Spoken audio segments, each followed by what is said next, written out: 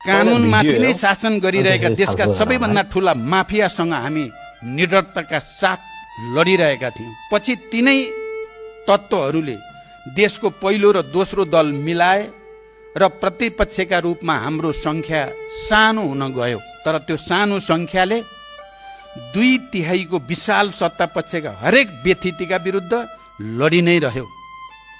2/3 अहङ्कारको हामीले प्रतिरोध गरि नै रह्यौँ।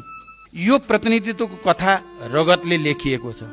म तपाईँ सबै नयाँ मान्य सदस्यहरूलाई एकचोटि इतिहासको फेरि अध्ययन गर्न, चिन्तन गर्न, मनन गर्न आग्रह गर्न चाहन्छु। र यो कथा क्रान्तिले लेखिएको छ। पिठ्युमा दुधे बालक र काँधमा बन्दुक बोकेका महिलाहरूको बलिदानले लेखिएको छ।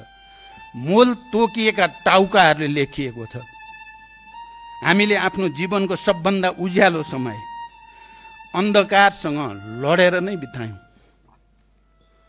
क्रान्ति, सङ्घर्ष र बलिदान हाम्रा लागि शब्द थिएनन्, जीवनचर्या बनेको थियो। क्रान्तिको त्यो मसाल हामीले आफ्नै रगतले लेखेका थियौँ, बालेका थियौँ। मैले त्यसै भन्ने गरेको होइन।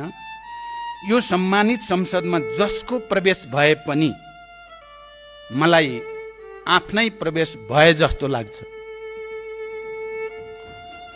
सामन्त भिडियो त हेरिहाल्नुभयो साथीहरू, होइन?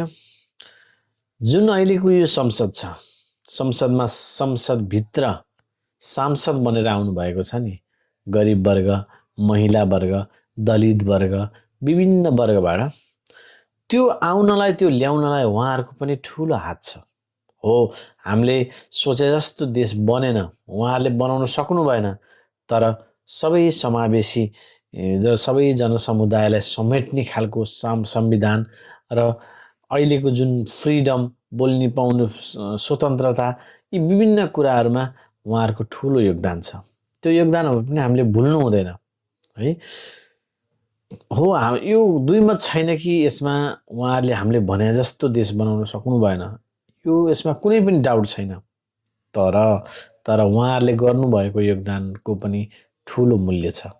त्यसैले हामीहरूले उहाँहरूलाई धेरै रेस्पेक्ट गर्नुपर्छ, धेरै डिसरेस्पेक्ट गर्नु हुँदैन है साथीहरू।